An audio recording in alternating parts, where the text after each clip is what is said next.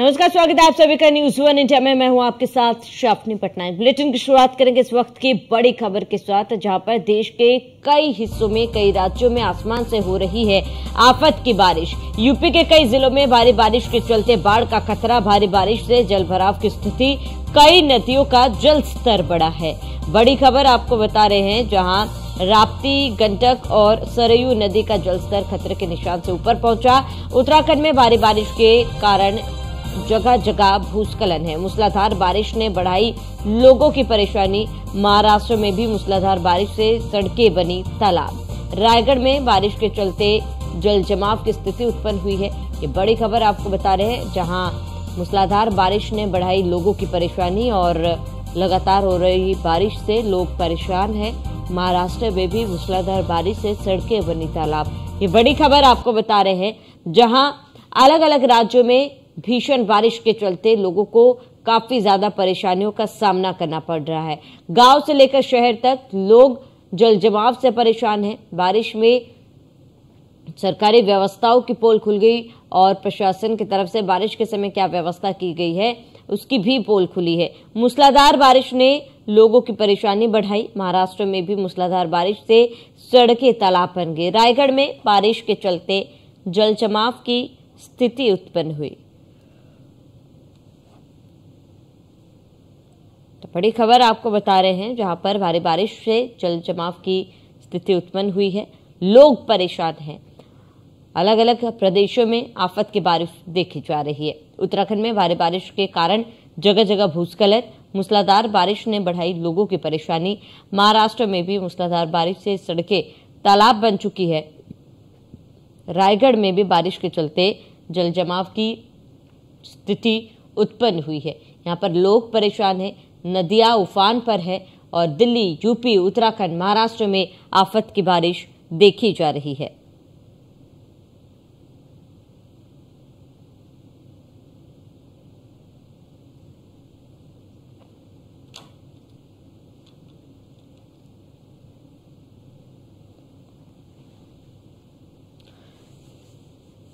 तो भारी बारिश से जल भराव की स्थिति उत्पन्न हुई है। कई नदियों का जलस्तर लगातार बढ़ रहा है।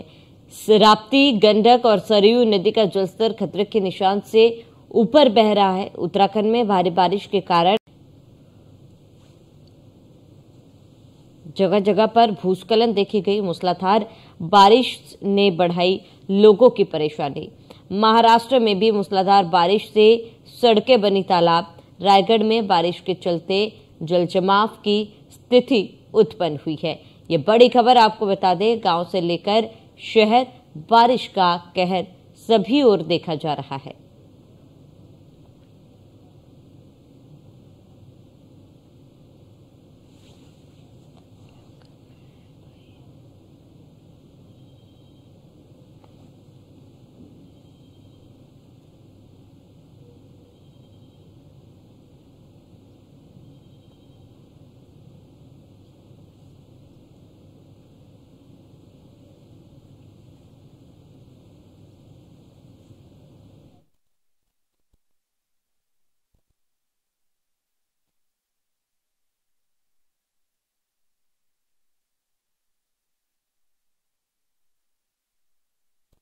बारिश का कहर देखा जा रहा है, जहां पर लगातार बारिश के कारण जगह जगह पर जलस्तर बढ़ता जा रहा है। कई गांव में लोगों के घरों में बाढ़ का पानी घुस गया है और लोगों को काफी ज्यादा परेशानी हो रही है। लोगों का जीवन अस्त व्यस्त हो चुका है और दिनचर्या जो है लोगों की बदल चुकी है। बता दें, कहीं पर में भी घुसा पानी और सड़कें पानी से लबालब कहीं देखी गई। गांव से लेकर शहर तक हर जगह बारिश का कहर देखा जा रहा है। कहीं गाड़ियां डूब रही है तो कहीं घरों में पानी घुस रहा है, घरों में मलबा घुस रहा है। उत्तराखंड में कई ऐसी जगह पर भूस्खलन हुई है, जहां पर आप लोग काफी ज्यादा परेशानियों का सामना कर रहे हैं, जहां सड़कें और मार्ग बाधित है।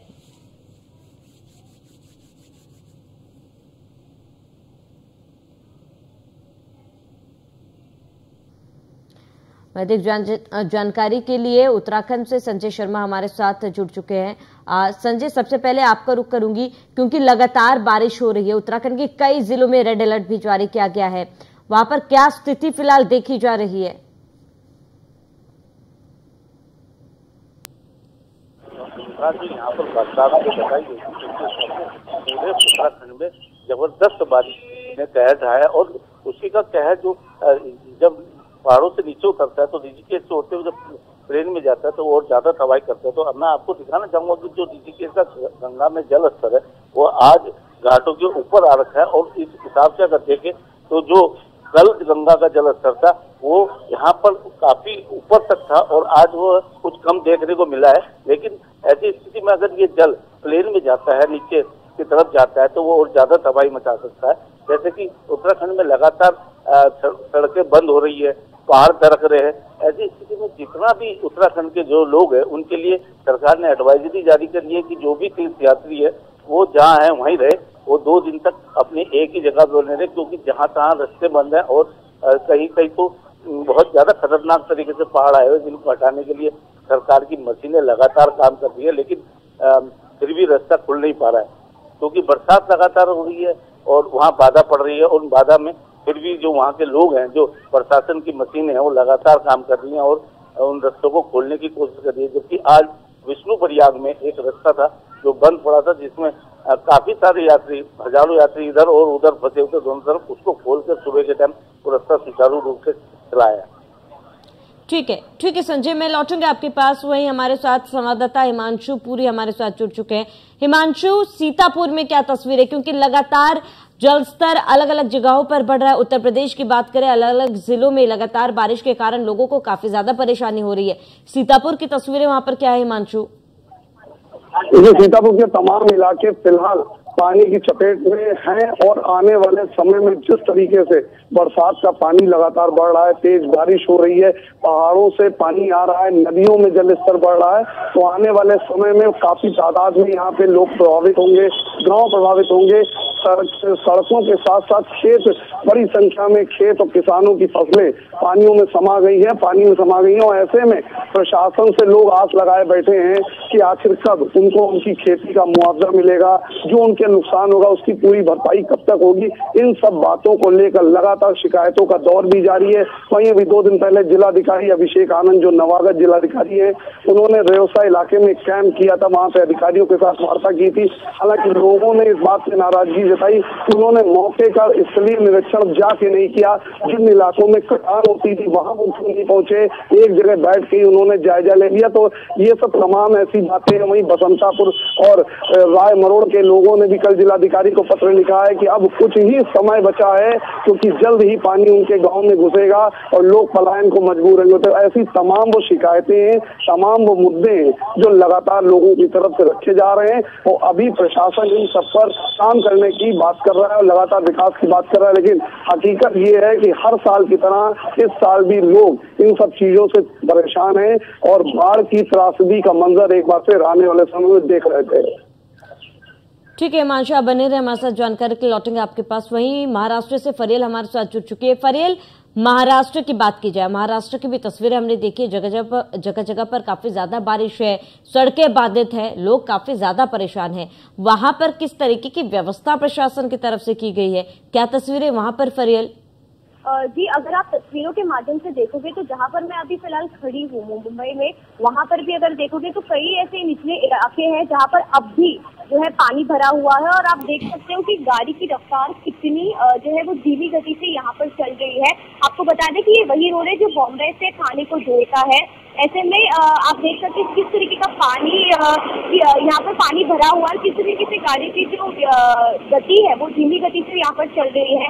आप बसेस को, रिक्शाओं को तस्वीरों के माध्यम से देख सकते हो। और आपको बता दें कि आज सुबह से ही, क्योंकि कल पूरी रात जो है लगातार मुंबई में बारिश हुई है, तो आज सुबह से ही मुंबई की लाइफलाइन कही जाने वाली लोकल ट्रेन भी जो है वो प्रभावित है। कई लोकल ट्रेन जो है वो रद्द कर दी गई है, तो कई जो है वो कम से कम 20 से 25 मिनट की देरी से चल रही है। ऐसे में लोगों के पास दूसरा ऑप्शन रहता है तो वो होता है सड़क का मार्ग। और अभी आप तस्वीरों के माध्यम से खुलेआम देख सकते हो कि मुंबई में और ठाणे जैसे जिलों में किस तरीके से सड़कों पर जो है पानी भरा हुआ है। तो लोगों को जो है काफी ज्यादा समस्याओं का जो है वो समस्या झेलनी पड़ रही है, ना सिर्फ मुंबई और थाने में बल्कि रायगढ़ में भी। आप अगर आप तस्वीरों के माध्यम से देखोगे तो काफी ज्यादा बारिश जो है वहां पर गिरी और वहां की नदियां भी जो है जो उफान पे है। और आपको बता दें कि आईएमडी की तरफ से आज के पूरे दिन के लिए जो है वो मुंबई, थाने और रायगढ़, पालघर जैसे जिलों को जो है वो भारी बारिश का जो है चेतावनी दी गई है। आपको बता दें कि सरकार ने आज जो है कई सारे जिलों में जो बच्चों को कॉलेज स्कूल की छुट्टी दी है और प्रशासन ने भी लोगों से अपील किया है कि अगर जरूरी है तो ही घर से बाहर निकले, वरना घर से बाहर निकलना जो है वो टाला जा सकता है, क्योंकि रात भर जो है वो मुंबई, थाने और रायगढ़ जैसे जिलों में जो है मूसलाधार बारिश हुई है और अभी भी जो है वो धीमी गति से बारिश जो है वो इन जिलों में शुरू हुई है। आप तस्वीरों के माध्यम से देख सकते हैं कि किस तरीके का जल भराव जो है वो ऐसे ही जो है हर रास्तों पे आपको जो निचले रास्ते हैं मुंबई, थाने जैसे इलाकों में वहां पर देखने को मिल रहा है, जिसकी वजह से लोगों का जो जीवन जो है वो थोड़ा सा अस्त व्यस्त है, क्योंकि आज मंडे है, वर्किंग डे है, तो लोग जो है वो ज्यादा तादाद में बाहर निकल रहे हैं। तो आप तस्वीरों के माध्यम से देख सकते हैं कि किस तरीके से ये जो रोड है वो उसमें पानी भरा हुआ है और गाड़ियों की रफ्तार जो है कितनी धीमी गति से जो है वो चल रही है। प्रशासन जो है वो अपने सतर्क मोड से आ गया है, लेकिन ये ऐसे एरिया है निचले स्तर के जहाँ पर बारिश के पानी को रोकना मुश्किल हो जाता है और उनके लिए कुछ प्रिकॉशन निकालना प्रशासन के लिए असंभव हो जाता है। तो वही तस्वीरें आप यहाँ पर देख सकते हो कि किस तरीके से तस्वीरें यहाँ पर देखने को मिल रही है। आपको बता दें कि आईएमडी की तरफ से आज रात में जो है भारी बारिश की जो संभावना मुंबई के लिए जो है वो दर्शाई गई है। ठीक है फरेल, आप बने रहे हमारे साथ, तमाम जानकारी के लौटेंगे आपके पास। संजय, आपका रुख करूंगी क्योंकि संजय, उत्तराखंड में उफान की बारिश कोई नई बात नहीं है। हर साल हम इस तरीके की तस्वीर उत्तराखंड में देखते हैं, लगातार अलर्ट भी जारी किया जाता है, लेकिन कहीं ना कहीं प्राकृतिक आपदा को रोकने में प्रशासन भी असफल और बेबस आपदा के सामने नजर आता है। अब अगर फिलहाल की स्थिति की बात करें, क्योंकि रेड अलर्ट जारी कर दिया गया है संजय, लेकिन लगातार पर्यटक जो है उत्तराखंड का रुख भी कर रहे हैं, जगह जगह पर भूस्खलन भी हो रहे हैं, किस तरीके से प्रशासन वहां पर व्यवस्थित दिख रहा है, क्या व्यवस्था है उनके तरफ से की गई, कितना अलर्ट मोड पर प्रशासन है वहां पर?